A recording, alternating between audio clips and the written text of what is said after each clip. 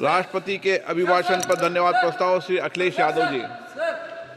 Sir, you all explain the entire speech of Rahul Gandhi. On which foot, sir? Sir, how can you explain the speech? You are not even touch the. Sir, Anurag Thakur has given entire speech. There is no touch on his speech. Only Rahul Gandhi's speech was expunged. Why, sir? Why, sir? Why, sir, expunged? Why, sir? मैं अध्यक्ष जी श्री अखिलेश यादव जी। मैं अध्यक्ष जी का धन्यवाद देना चाहता हूँ।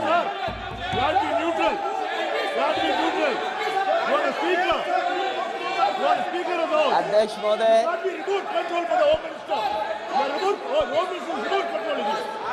अध्यक्ष महोदय, अखिलेश यादव अध्यक्ष जी। महोदय, अध्यक्ष महोदय, मैं सबसे पहले आपका धन्यवाद देना चाहता हूँ कि आपने मुझे अपनी पार्टी की तरफ से राष्ट्रपति जी के भाषण बोलने का मौका दिया है। अध्यक्ष जी, सत्ता पक्ष और विपक्ष दोनों लगातार अपनी बात रख रहे हैं। मैं सबसे पहले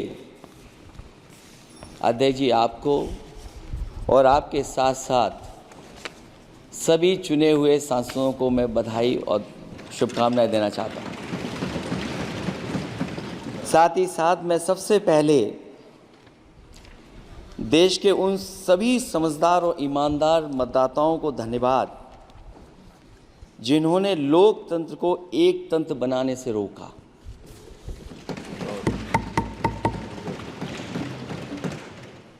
चुनाव के समय पर अध्यक्ष जी ऐसा कहा गया कि 400 पार। मैं समझदार जनता को फिर एक बार धन्यवाद दूंगा और मैं कुछ कहना चाहता हूं कि आवाम ने तोड़ दिया हुकूमत का गुरूर, दरबार तो लगा है पड़ा गमगीन में बेनूर है पर। अध्यक्ष महोदय, दरबार तो लगा है पर बड़ा गमगीन बेनूर है और पहली बार ऐसा लग रहा है हारी हुई सरकार विराजमान है। जनता कह रही है चलने वाली नहीं सरकार।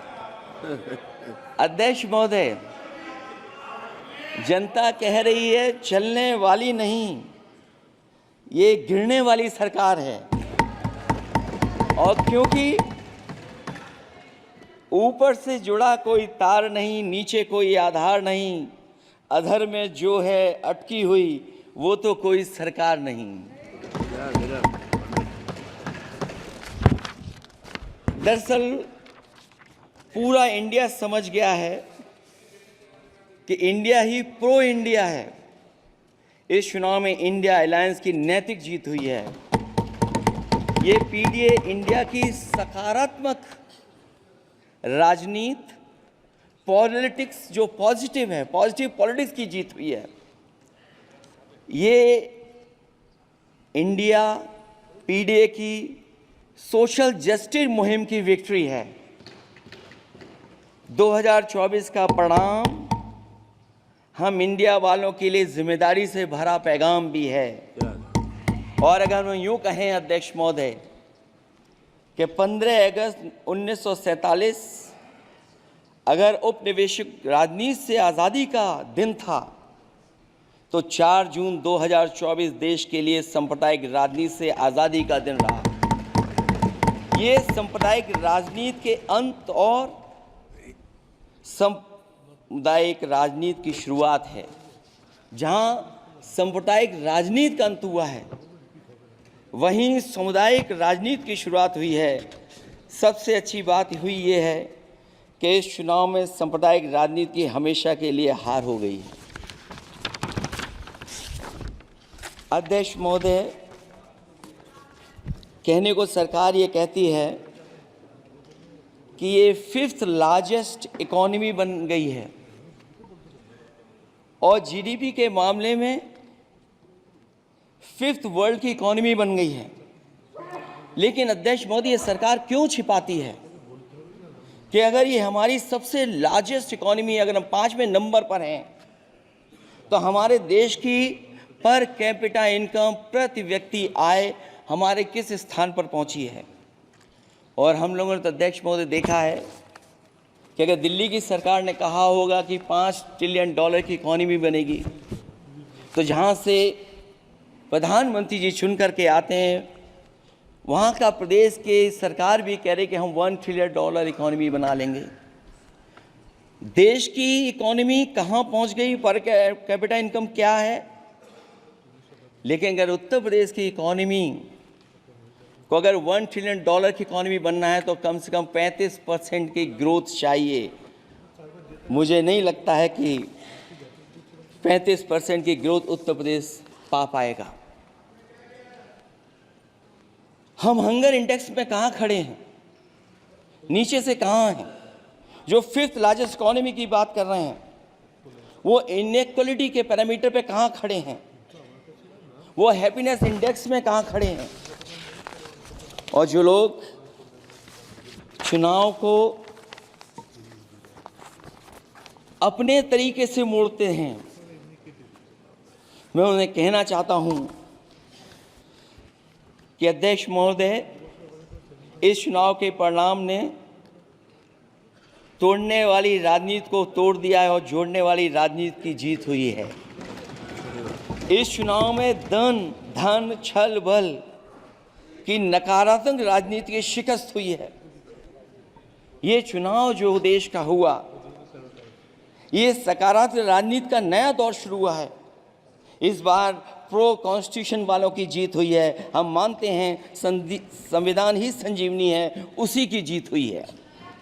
ये संविधान मंथन में संविधान रक्षकों की जीत हुई है। अब ऊपर से नीचे की राजनीति का अंत हो गया है। अब नीचे से जो समाज की जो आवाज़ उठेगी, वही राजनीति का आधार बनेगी। मैं कहना चाहता हूं कि देश किसी की व्यक्तिगत महत्वाकांक्षा से नहीं, जन आकांक्षा से चलेगा। मतलब अब मनमर्जी नहीं, जनमर्जी चलेगी। इस चुनाव का बड़ा पैगाम यही है।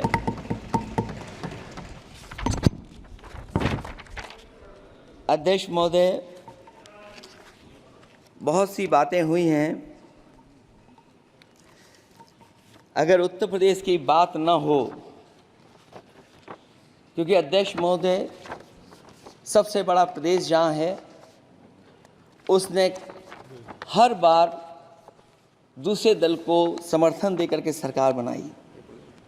मैं उन्हीं लोगों से कहना चाहता हूँ कि लोग क्यूटो की फोटो लेकर बनारस की गलियों से लेकर के गंगा जी तक ढूंढ रहे हैं। उनको लगता है जिस दिन माँ गंगा साफ हो जाएंगी, शायद उस दिन कहीं क्यूटो उसकी गोद में कहीं मिल जाएगा। बनारसी लोग चाहते हैं कि कोई गंगा जी के भी तल में उतरकर उसका दर्द भी जाने। उत्तर प्रदेश की जनता का बस यही आग्रह है कि जिस गंगा जल को हाथ में लेकर सच कहने की कसम खाई जाती है, कम से कम उस गंगा जल से तो झूठ ना बोला जाए।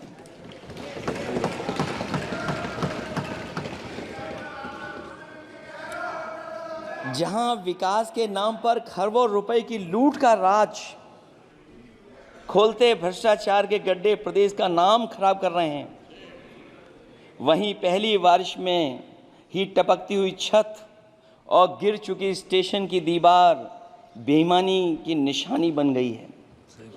अध्यक्ष महोदय, विकास का ढिढोरा पीटने वाले इस विनाश की जिम्मेदारी कब लेंगे? और रही सच्चे विकास की बात, तो हमने जो सड़क बनाई उस पर हवाई जहाज उतरे थे, और उत्तर प्रदेश की मुख्य नगरी में सड़कों पर नाव उतरी हैं। और अभी बारिश और हो जाएगी तो नाव से भी चलना पड़ेगा। यही स्मार्ट सिटी के जुमले का भी हाल है। न तो जाम से छुटकारा मिला, न बुनियादी सुविधाओं से कोई निजात मिली, न कोई बुनियादी सुविधाएं मिल पाई हैं। मुझे याद है अध्यक्ष महोदय, देश के प्रधान सांसद जी ने अनाथ पशुओं के बारे में बहुत कुछ कहा था। अनाथ पशुओं की समस्या से छुटकारा दिलवाने के लिए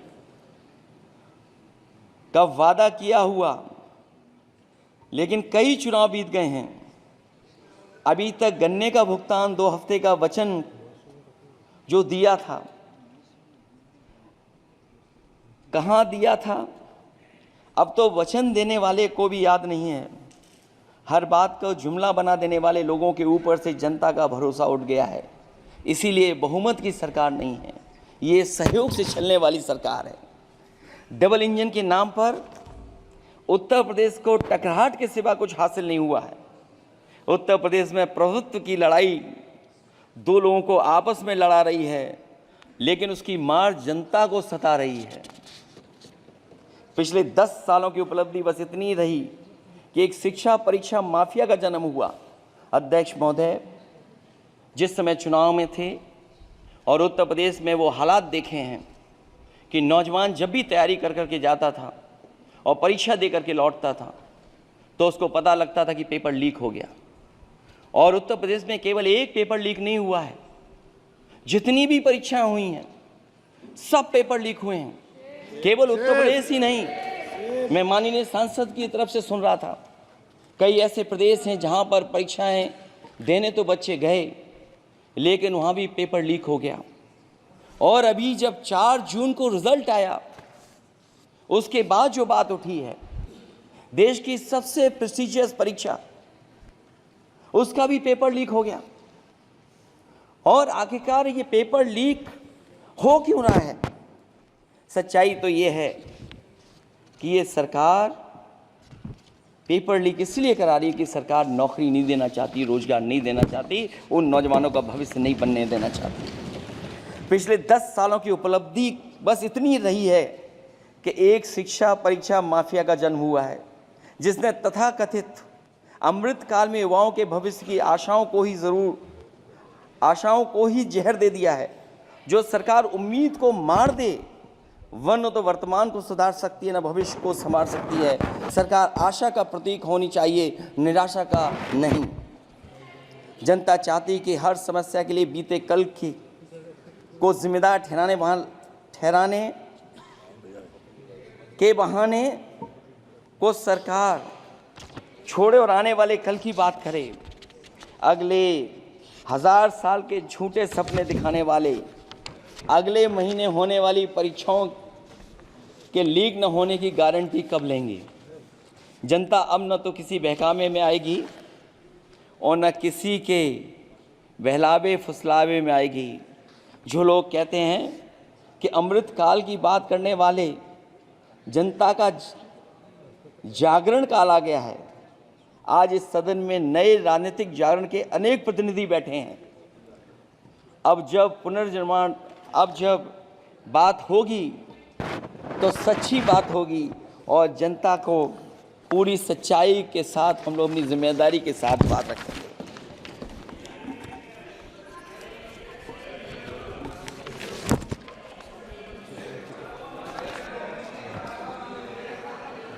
अध्यक्ष महोदय, एक जीत और हुई है, एक जीत और अध्यक्ष महोदय हुई है। मैं जानता हूं सत्ता पक्ष बैठे वाले लोग समझ गए होंगे। अयोध्या की जीत भारत के परिपक्व मतदाता की लोकतांत्रिक समझ की जीत है। और हम तो अध्यक्ष महोदय यही सुनते आए हैं, होए वही जो राम रची राखा, यह है उसका फैसला। अध्यक्ष महोदय, होई वही जो राम रची राखा, यह है उसका फैसला। जिसकी लाठी में नहीं होती आवाज, जो करते थे किसी को लाने का दावा, वो हैं खुद किसी के सहारे के लाचार।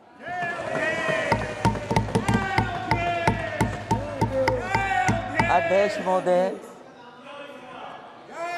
मैं फिर कह देना चाहता हूं, होई वही जो राम रचि राखा।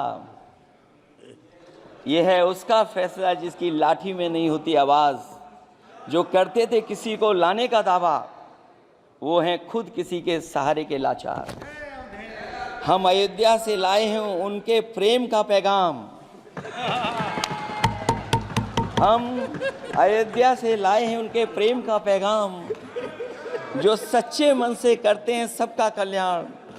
सदियों में जन जन गाता है जिनके गान, अभय दान देती जिनकी मंद मंद मुस्कान, मानवता के लिए उठता जिनका तीर कमान। अध्यक्ष महोदय, जो असत्य पर सत्य की जीत का है नाम, उफनती नदी पर जो बांधे मर्यादा के बांध, वो है अवध के राजा पुरुषोत्तम प्रभु राम। हम अयोध्या से लाए हैं उनके प्रेम का पैगाम।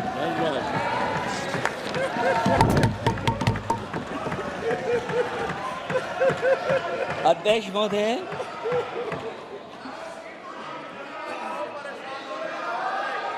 अध्यक्ष महोदय, कुछ बातें हैं।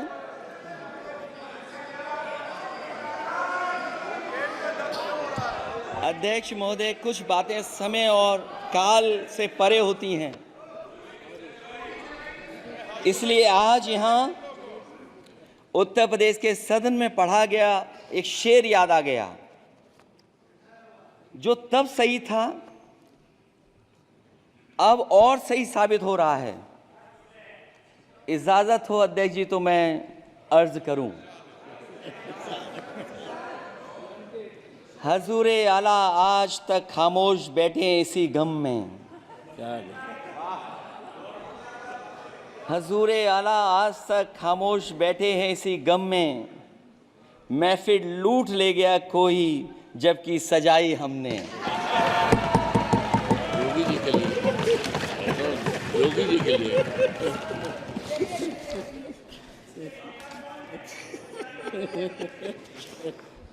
अध्यक्ष महोदय,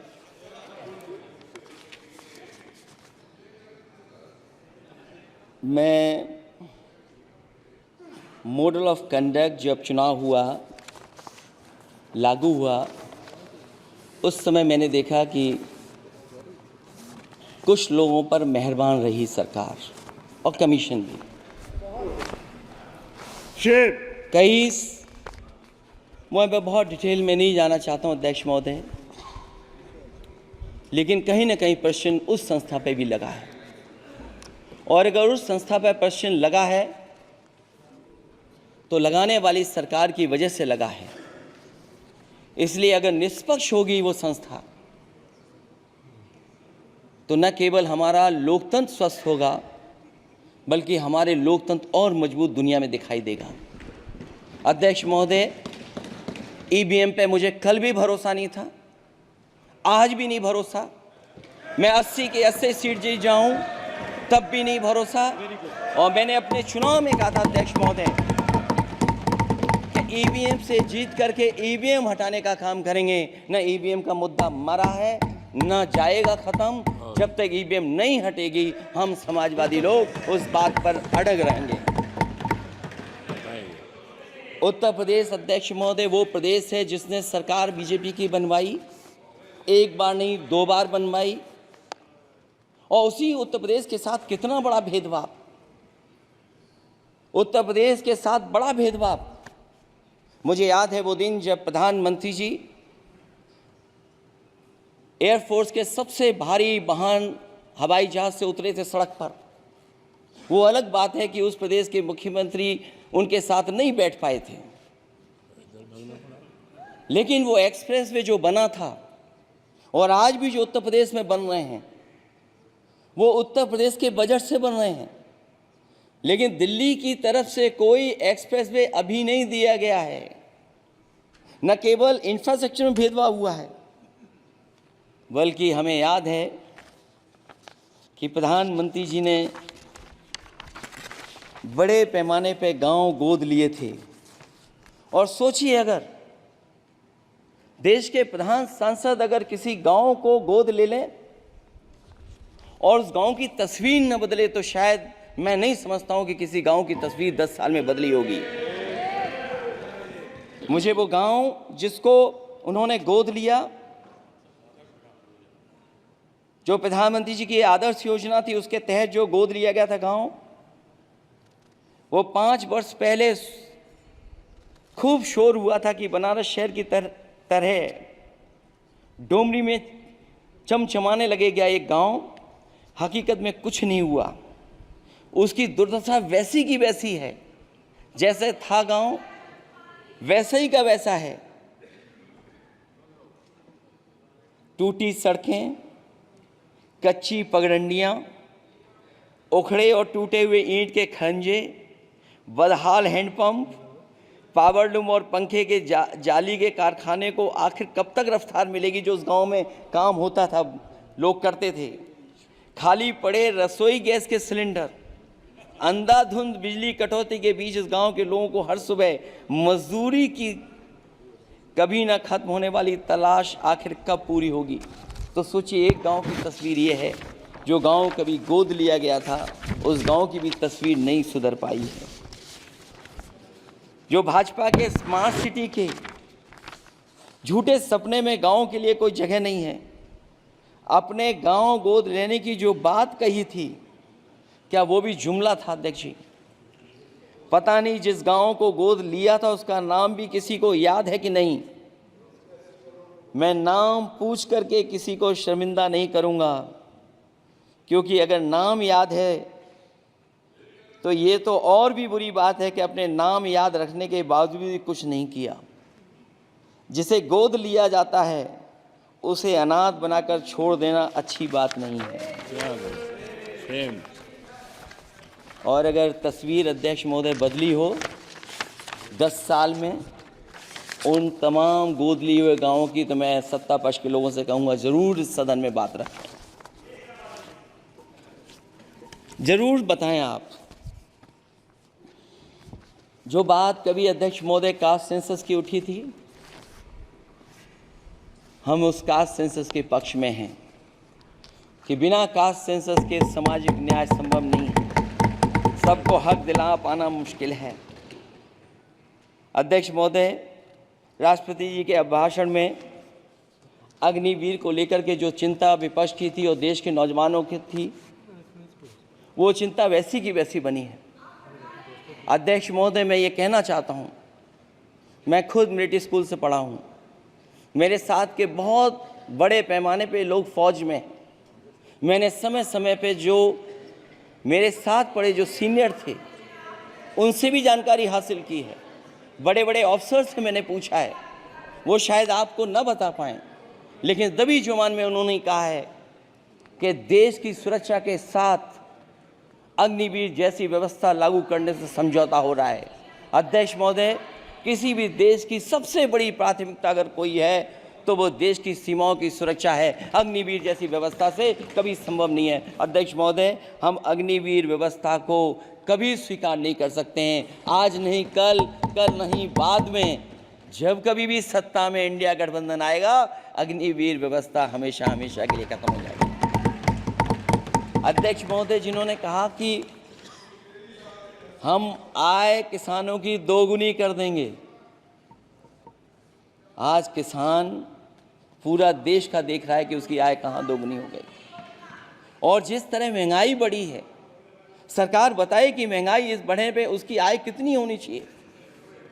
और जो इंफ्रास्ट्रक्चर की बड़ी बड़ी बातें की गई थी कि एमएसपी लागू करने के लिए एग्रीकल्चर सेक्टर का इंफ्रास्ट्रक्चर तैयार होगा, लेकिन जहाँ तक मैंने उत्तर प्रदेश में देखा है, अगर इस सरकार में एक भी नई मंडी बनी हो तो मुझे सरकार बता दे।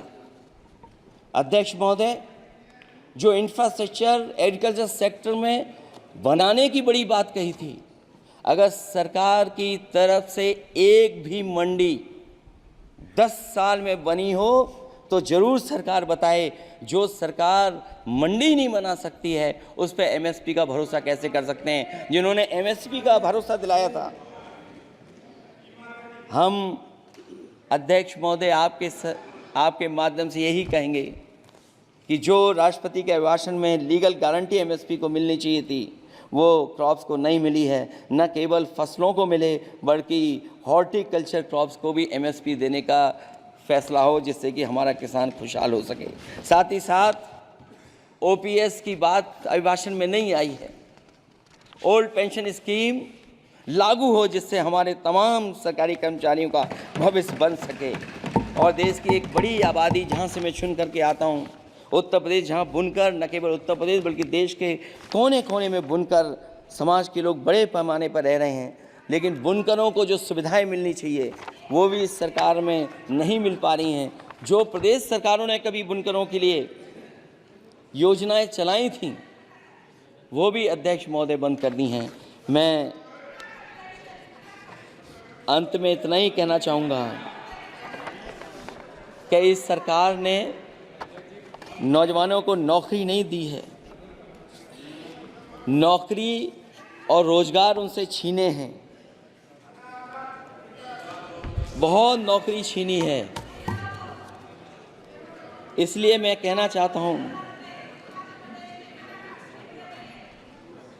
अध्यक्ष जी,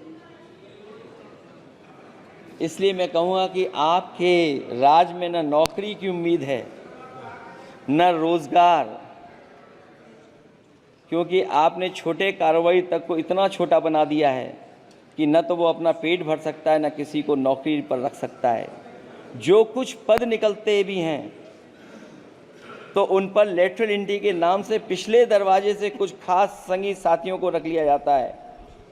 आरक्षण का हक नॉट फाउंड सुटेबल के नाम पर हड़पा जा रहा है। और अध्यक्ष महोदय, आरक्षण के साथ इतनी खिलवाड़ किसी सरकार ने नहीं की होगी जितनी खिलवाड़ इस सरकार ने की है। जहां सरकारी नौकरियां नहीं दी जा रही हैं, और सरकारी नौकरियां इसलिए नहीं दी जा रही हैं क्योंकि उन्हें आरक्षण देना पड़ेगा। जिस प्रदेश से मैं आता हूं वहाँ सबसे बड़े पैमाने पे नौजवान बेरोजगार है। और पिछले 10 साल में जो पेपर उन्होंने लीक कराए हैं वो इसीलिए कराए हैं क्योंकि नौकरी ना देनी पड़े, और अगर नौकरी देनी पड़ेगी तो उन्हें आरक्षण भी देना पड़ेगा। ये जानबूझ करके सरकार नौकरी और आरक्षण के साथ खिलवाड़ कर रही है।